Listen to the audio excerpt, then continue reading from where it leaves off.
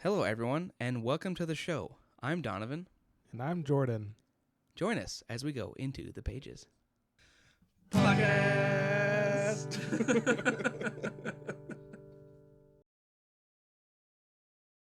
And just like that, we're back.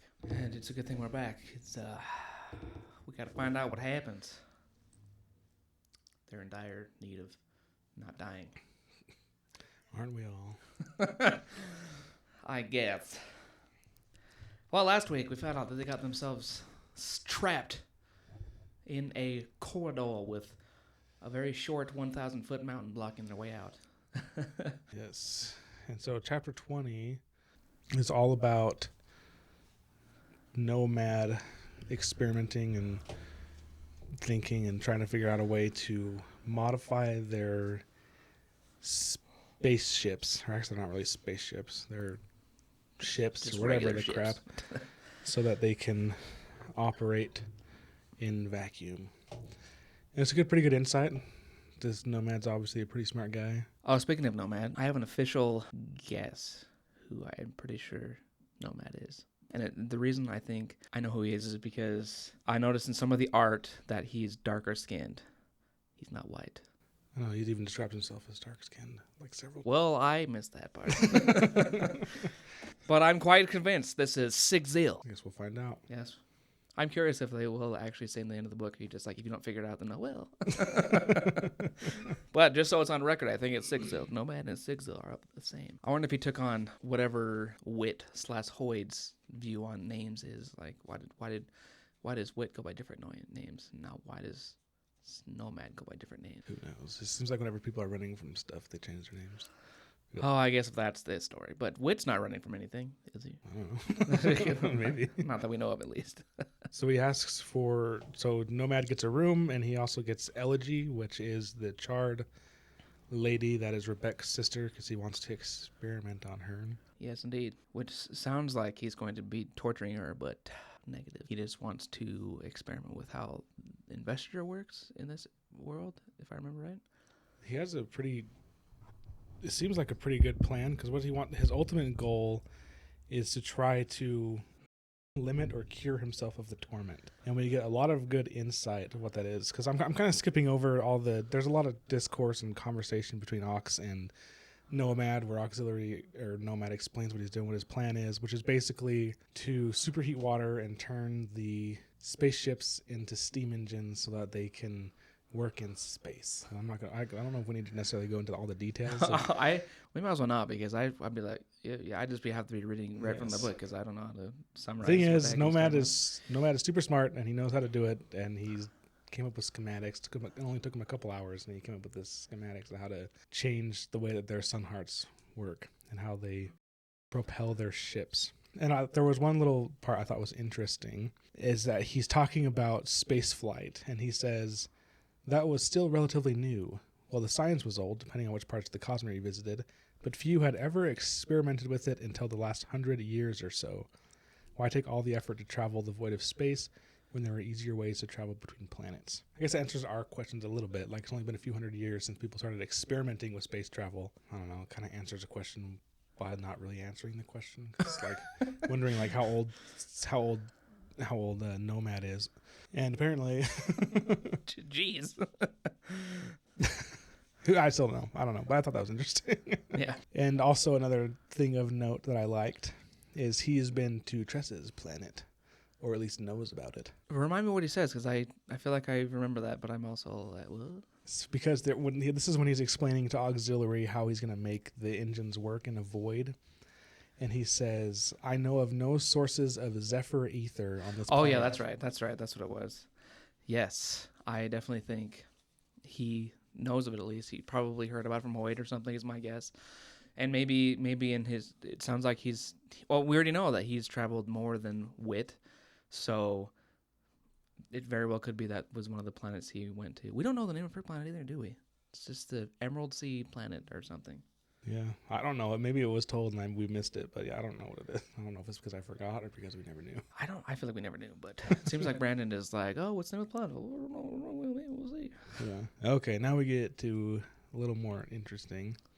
I guess that was still interesting, but so we find out the purpose of his experiments with elegy. And it's the ultimate goal is to try to cure his own issues. I can tell you're going for that. Yes, he is sick of the torment like I am. I'm sure you feel the same. But he's sick of the torment just like seizing him up when he's trying to defend his own dang life. Yes, because he realizes that the sun hearts are part Threnodite soul and part whatever the crap the sun is doing to it. And he also realizes that these people can transfer investiture between themselves to and from. And so he wants to transfer part of his soul with the torment attached into a sun heart so that he can fight and you will no longer be affected by this. And we also answered another question because we were wondering, is the Dawn Shard still like in him? And it's not. Yes, that was a question I think I can't remember if we were talking about that, but I thought we were thinking, does he still have the Dawn Shard? But he does not. But we do get what I feel is another Stormlight spoiler. Maybe I'm just bitter at this point. Do tell. But we find out that Hoyd gave, I don't know if he gave it to him from himself or somehow Hoyd was involved in Nomad getting the Dawn Shard. And we find out the Dawn Shards are what was used to kill Aiden Alcium. So they're like mega powerful, like Infinity Stone levels is kind of what I was thinking type weapons. Yeah, I think that's nailing it. And so Nomad got it, and the reason, and Hoyd said that he needed to do it to like state, like we know, just prevent calamity and chaos and all these bad things. And then we find out that to be used, when he used the weapon, that's what killed Auxiliary. Yes. So we now know that Nomad, if it is Sigzil, he didn't break his Windrunner oaths. The Dawn Shard killed Sigzil killed Auxiliary because when Nomad used the weapon, it started to suck, like use Auxiliary as like a power source and like almost kill him. And Nomad was barely able to stop it before it fully just wiped him out. And that's why there's just this little. He was kind of naive about it. Didn't realize that was what was going to happen and type of thing. So it fed on Auxiliary, as he says. And then we also find out why people are looking for him, because even though he doesn't have the Dawn Shard himself, he's still connected to it and can find it. And so that's why they're looking for him. So we got half of the answer we were kind of looking for at the beginning, where we were thinking, why is the Night Brigade after Nomad, and even like what is the Night Brigade? So now we know that they want him because he had the Dawn Shard and can still find it. Yes. And so the questions are, what was Nomad using the Dawn Shard for? Because it says, in a moment of supercharged power is when the Dawn Shard started burning Auxiliary's soul away. So, like, why was he so jacked up? Why was he so pumped up? Like, was he fighting? Yeah, I didn't think about Did he kill Odium? Is that how they beat Odium, with the Dawn Shard? Maybe. So is that the part you're thinking where it's a spoiler? Yes. Because I'm trying to think of what else on Roshar they would need this massive god-killing weapon for other than to kill the god that's trying to kill them, Odium. And I mean, I don't know. That's a good theory, I think, but hopefully it's not true. Yes, there should be a disclaimer. Read Stormlight 5 before you read this damn book. Well, only the people who start reading a year from now will have any use of that advice. This also actually, this section answers another question that we were thinking about. Like, there was some part, I don't know what we were reading, but where we were thinking Nomad can only communicate with Auxiliary with his voice. He can't use his mind. We're like, can't they use their mind? And it turns out they can. Regular knights can communicate with their spren with just like mind to mind type of thing. But because Auxiliary was fed on by the Dawn Shard, they lost enough of the power that he can't talk to him with his mind anymore. Yeah. Sad day, eh? So that was like all of 20 and parts of 21 that we were just talking about. Yes. I also think there's a few more thoughts I had, but I'm kind of wondering if like Brandon was kind of trying to have fun with this. I mean, obviously he was, but what I think is just kind of funny is that when boats and automobiles came around. I think it was with automobiles, but I'm pretty sure at least with boats there was a version of a boat, and trains actually as well, where there were steam engines and stuff. So I definitely wonder if he's just trying to have fun with like, oh yeah, there was steamboats, steam engines, and all that stuff. So there's gonna be a steam spaceship. Like that kind of feels like something Brandon would do. Like, that's so funny. I have a steam powered spaceship. Oh, I did have a theory that quickly became not a theory. I was wondering because so my theory that I got in the end of this chapter is kind of thinking like they're really struggling to make this work. It seems like they've got advanced enough technology, but they're kind of just been beat down and stuff.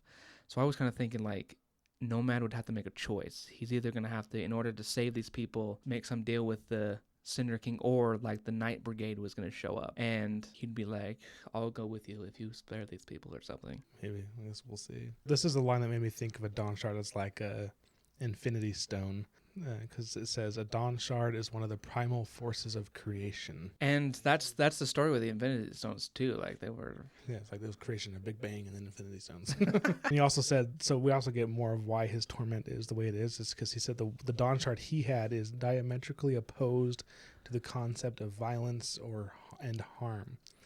And so when he took in.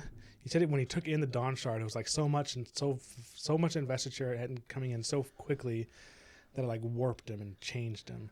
And then when he gave it away, what does he say? Yeah, he just says when I gave away the Dawn Shard. He doesn't say who he gave it to, so we don't know who has it. It left him changed, and it kind of like left scar tissue on his soul that still makes him live by what the Dawn Shard demands, which is no violence at all whatsoever, even though he's no longer carrying the Dawn Shard. Thus, experimenting with Elegy to see if he can draw part of his soul into a stun heart and take away the scar tissue that way. And he seems like he wants to do it soon because he's like, the next time I come across a Shard, I want to be able to defend myself. Yeah, no kidding. Who'd want to take a beating like he did? This also got me thinking, I wonder if Wit had this Dawn Shard or a Dawn Shard at one point. He did, yeah, because he had the Torment too, or did it more specific? It says right here, so it said, when I adopted the Dawn Shard from Wit. Oh yeah, that's right. And then Auxiliary says, why didn't it warp Wit? And then he says, I think it did. He just hides it well. So Wit had this very Dawn Shard. And we don't really see Wit fight that much.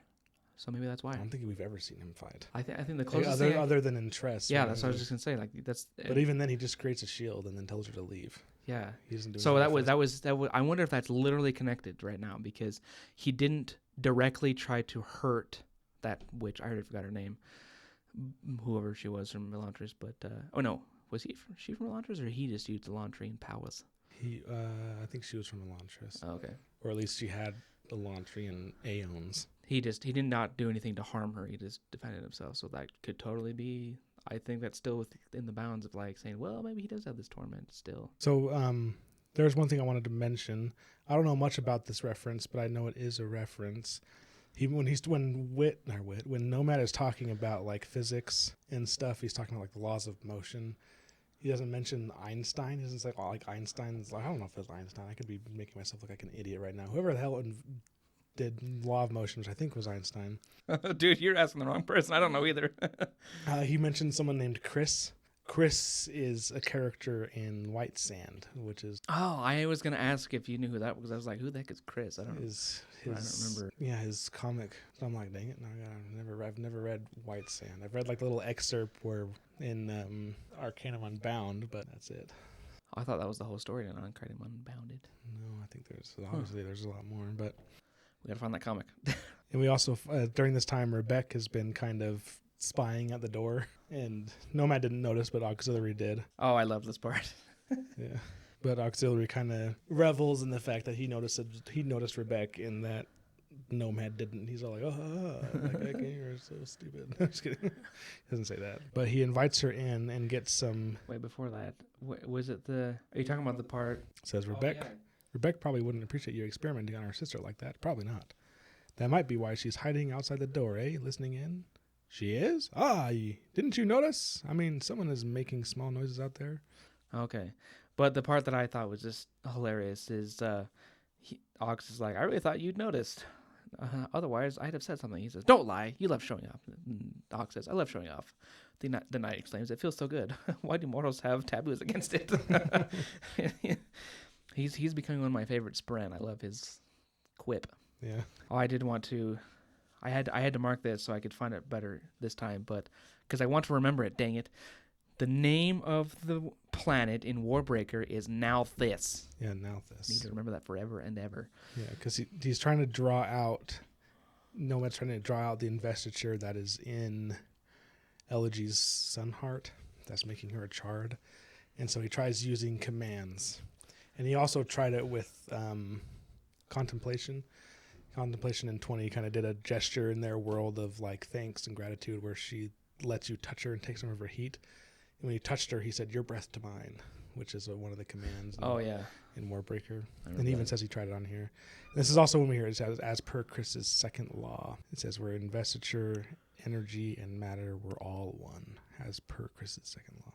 I'm super curious to read White Sand now because it sounds like he's got some groundbreaking like discoveries in the Cosmere.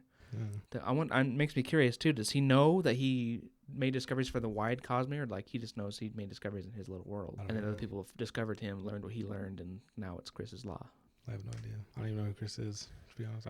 I don't either. I don't remember if he was in what we read in I don't think so. Arcano Unbounded. So he's trying all these different things, and it's not working. And so he tells Rebecca to come in, and Rebecca's kind of like, "Oh, what the hell?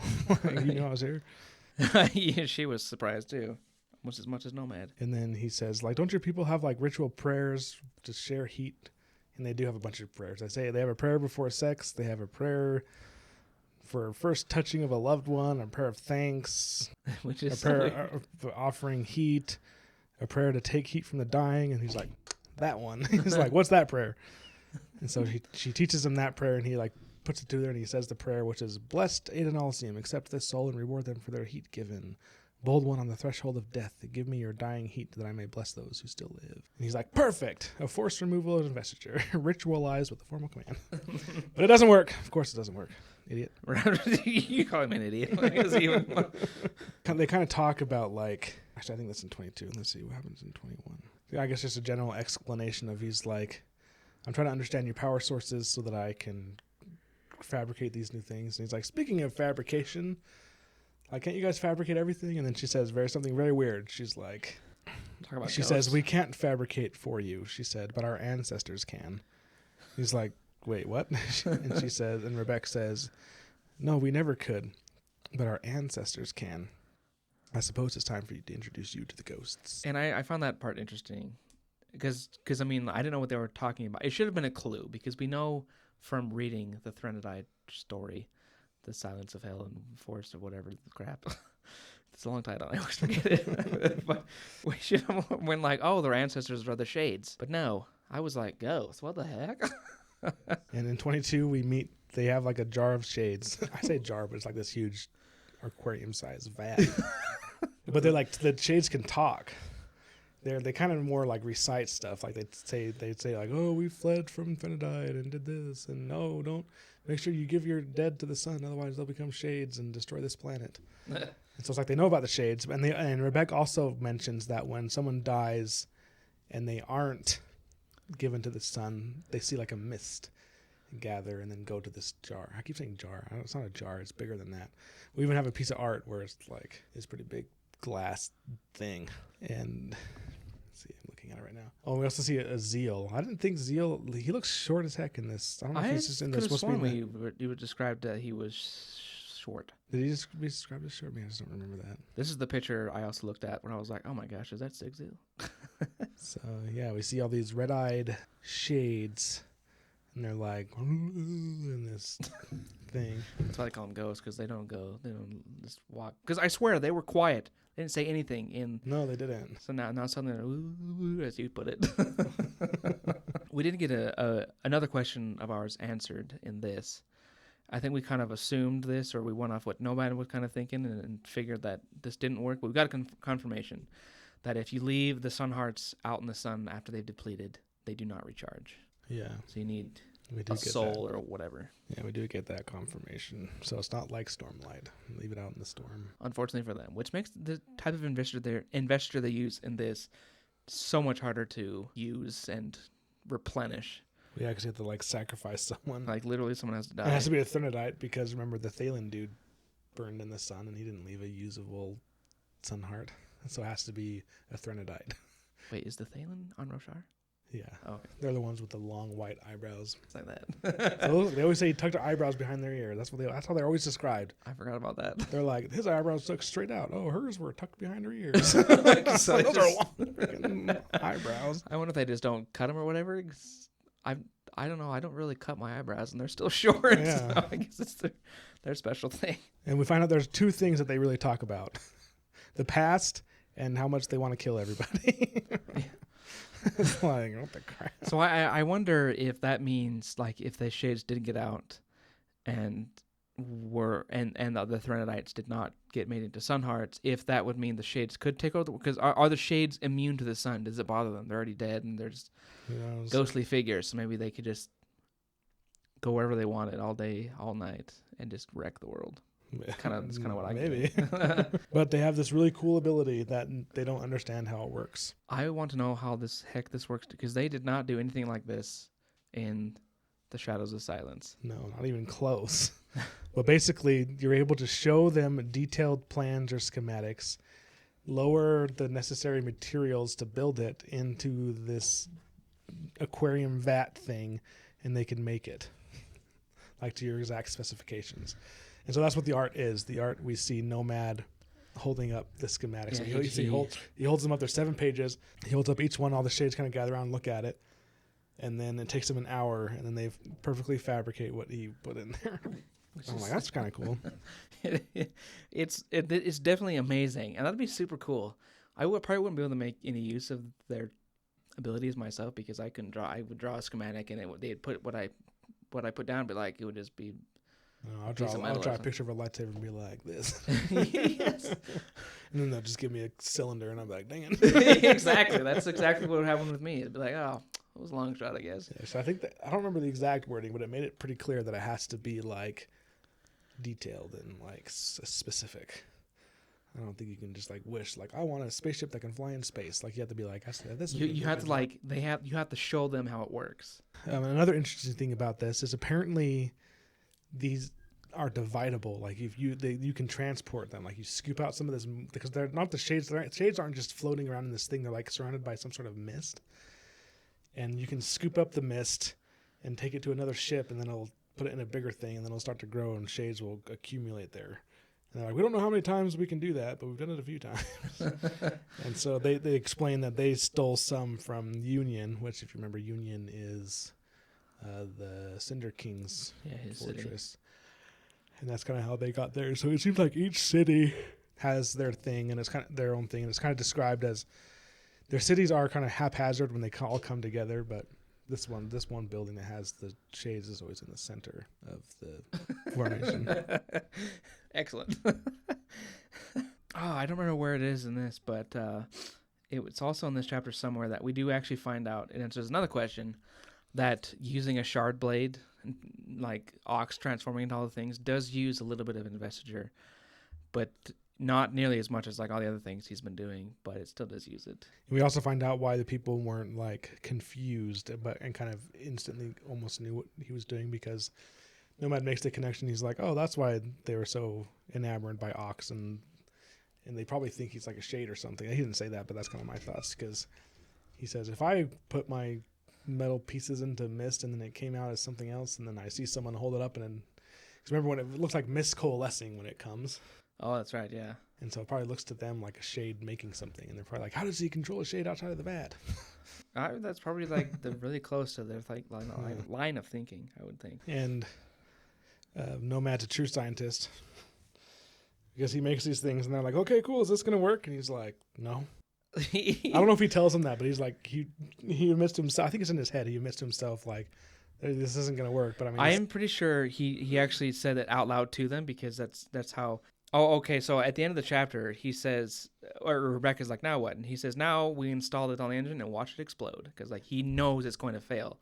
So he knows like the purpose of this is not to see if it works, it's to see what went wrong and to fix it type of thing is what I got. And I couldn't help it, but the first sentence in 23 is, it was a fine explosion. Yes. It lit up the darkness with a flare of orange and yellow as the housing of the earth engine gave out. But it's kind of cool. Yeah. So kind of chill chapters. We're setting up for some things. The nice thing about these chapters, I think, we always talk about character development a lot, but Nomad is full on no longer denying his scholarly self.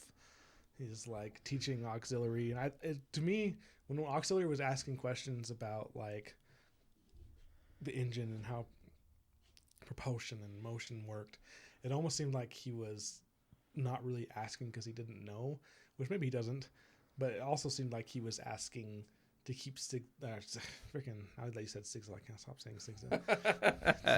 To keep Nomad talking, and Nomad gets like full on into it. Like he goes like in depth. Like this dude's smart. Like he freaking knows how to make rocket fuel. Yeah, which blows me away. Yeah, because at one point Auxiliary's like, "Can we just use something?" And then he's like, "Oh, do we have this and this and this? Because that's what you need to make rocket fuel." Like, no, we have waters. We're gonna make steam engines. I'm like, okay. See, these people would be screwed. I would be like Nomad was in the beginning of the book, like, that's their problem. Not because like I'd be like I don't want to help them or whatever. It's because like, I don't know what to do. Do you need a spear? I can throw a spear. I can try to throw a spear. I don't want to hit anything. But I can throw it. I didn't say I would throw it at anyone. I'm just gonna be like, hey, look how far I can. I'm gonna be like a javelin thrower or whatever. Like, here we go. Yeah. Look how far I can throw it, and I can throw it back. Woo! That's all they're gonna get a show because. Bye. Good luck with your son and crap. So I think a great chapter.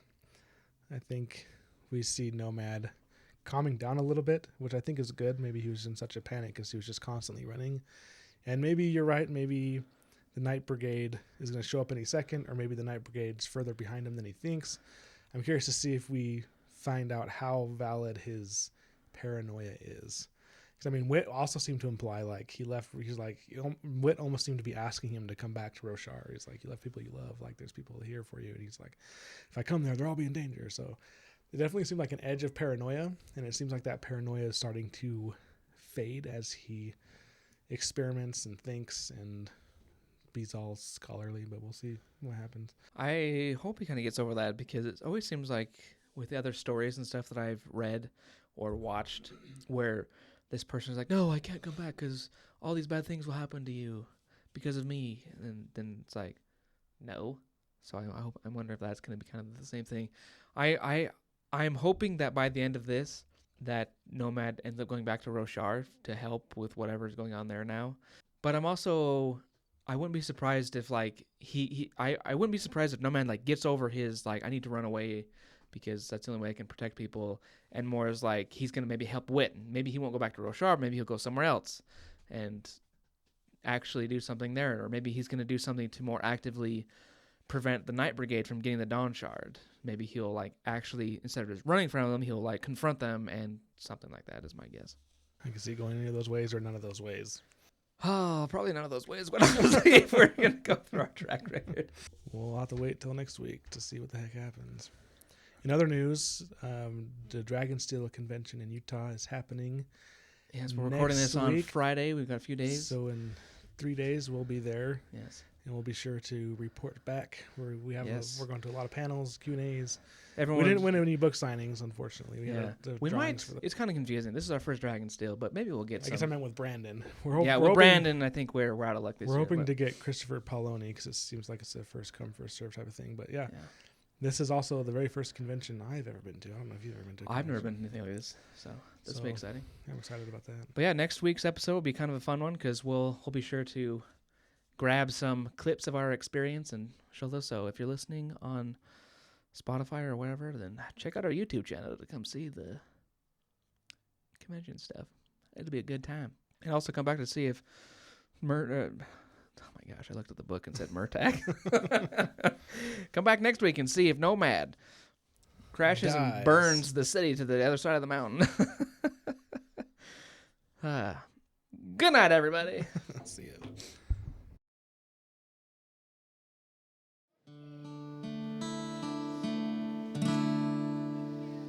It's over.